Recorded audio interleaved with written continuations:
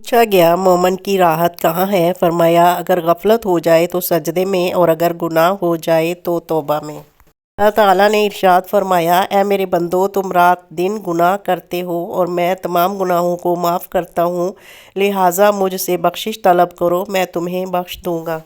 रसूलुल्लाह सल्लल्लाहु अलैहि वसल्लम ने फरमाया, पांच चीज़ों से पहले गनीमत जानो।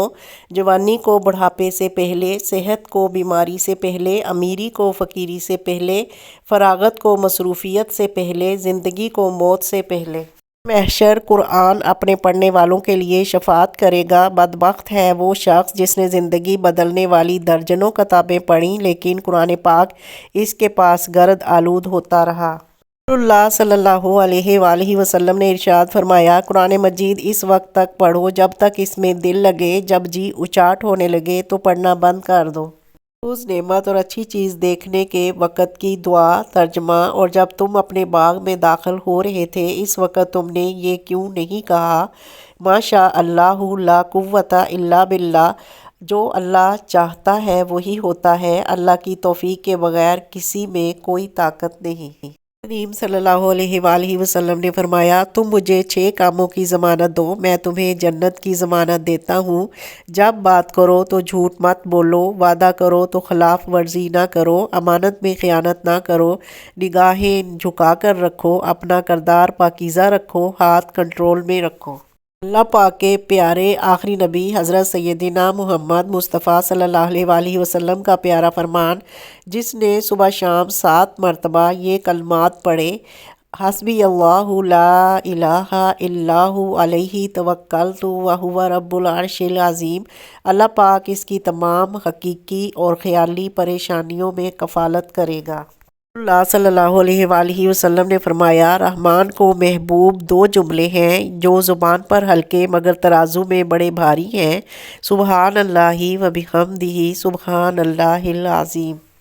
करीम सल्लल्लाहु अलैहि वसल्लम ने इरशाद फरमाया, अल्लाह ताला का फ़रिश्ता या अरहमर राहिमीन कहने वालों पर मुतय्यन है। जब कोई मुसलमान दुआ में 3 मरतबा ये जुमला कहता है तो फ़रिश्ता कहता है, अरहमुर राहिमीन तुम्हारी तरफ मुतवज्जा है, बस मांग लो क्या मांगते हो, बामुराद हो जाओगे। आप बिन साद रज़ियल्लाहु तआला अन्हा से रवायत है, उन्होंने कहा, मुझे मेरे वालिद साद बिन अबी वक़ास रज़ियल्लाहु तआला अन्हा ने हदीस सुनाई। उन्होंने कहा, हम रसूलुल्लाह सल्लल्लाहु अलैहि वसल्लम की खिदमत में हाज़िर थे कि आपने फरमाया, क्या तुम में कोई शख़्स इस बात से आजिज़ है कि हर रोज़ 1000 नेकियां कमाए। आपके साथ बैठे हुए लोगों में से एक ने पूछा, हम में से कोई शख़्स 1000 नेकियां किस तरह कमा सकता है। आप सल्लल्लाहु अलैहि वसल्लम ने फरमाया, वो 100 बार सुबहान अल्लाह कहे, इसके लिए 1000 नेकियां लिख दी जाएंगी और उसके 1000 गुनाह मिटा दिए जाएंगे। आयतल कुर्सी की फ़जीलत, जब घर से निकलते वक़्त पढ़ोगे तो 70,000 फरिश्ते हर तरफ से आपकी हिफाजत करेंगे। जब घर में दाखिल होते वक़्त पढ़ोगे तो आपके घर से मोहताजी दूर हो जाएगी। जब वज़ू के बाद पढ़ोगे तो 70 दर्जे बुलंद होंगे। अगर रात को सोते वक़्त पढ़ोगे तो एक फ़रिश्ता सारी रात आपकी हिफाजत करेगा, और अगर फ़र्ज़ नमाज के बाद पढ़ोगे तो आपका एक पाँव ज़मीन पर और दूसरा जन्नत में होगा। हज़रत अब्दुल्ला बिन अब्बास से एक शख्स ने कहा कि मैं दिल में इरादा करता हूँ कि आखिर रात में बेदार होकर नमाज़ पढ़ूँ मगर नींद गालिब आ जाती है।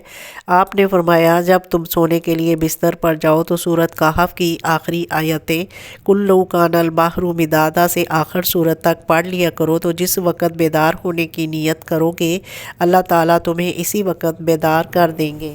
शख्स जनाजे के साथ कब्रिस्तान तक जाए, इसकी मीज़ान अमल में 2 केरात रख दी जाएंगी, और दूसरी रवायत में है कि इस केरात का वज़न ओहद पहाड़ के बराबर होगा। हज़रत मोहम्मद मुस्तफ़ा सल्लल्लाहु अलैहि वसल्लम ने इरशाद फरमाया कि जो शख्स दिन को यकीन के साथ सैयदुल इस्तग़फ़ार पढ़े और शाम से पहले मर जाए तो जन्नती होगा, और जो शख्स रात को यकीन के साथ सैयदुल इस्तग़फ़ार पढ़े और सुबह से पहले मर जाए तो जन्नती होगा। अबू दरदा रज़ियल्लाहु तआला अन्हा फरमाते हैं कि जो शख्स सुबह शाम सूरह तौबा की आखिरी 2 आयतें 7 मरतबा पढ़ लिया करे तो अल्लाह ताला इसके तमाम काम आसान फरमा देते हैं।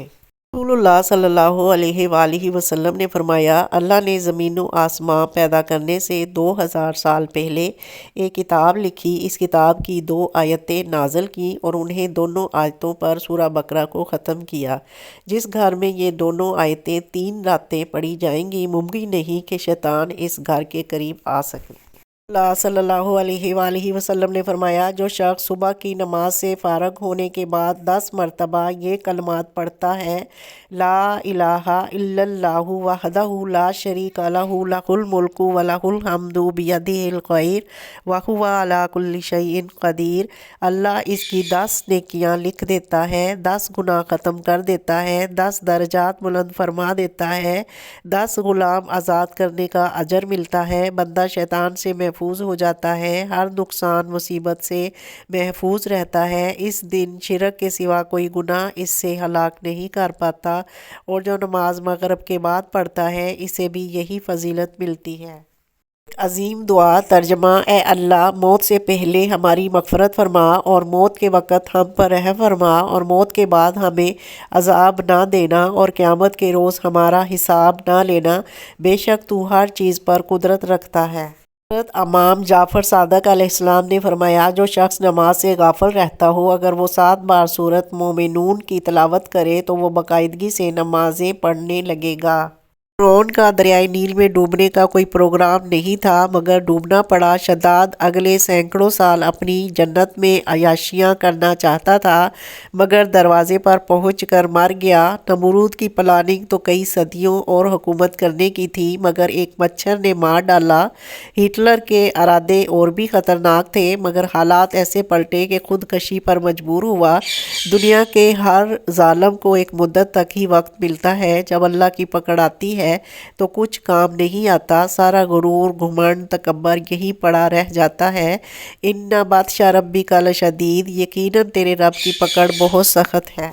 ہمارے پیارے نبی صلی اللہ علیہ وآلہ وسلم نے اپنی عمر سے بڑی عمر کی عورت حضرت خدیجہ اور اپنی عمر سے چھوٹی عمر کی لڑکی حضرت عائشہ رضی اللہ عنہا سے شادی کر کے اپنی امت کو پیغام دیا کہ شادی میں عمر کا یا چھوٹے بڑے ہونے کا کوئی تعلق نہیں، بات صرف محبت، پیار، عزت دینے اور نبھانے کی ہے۔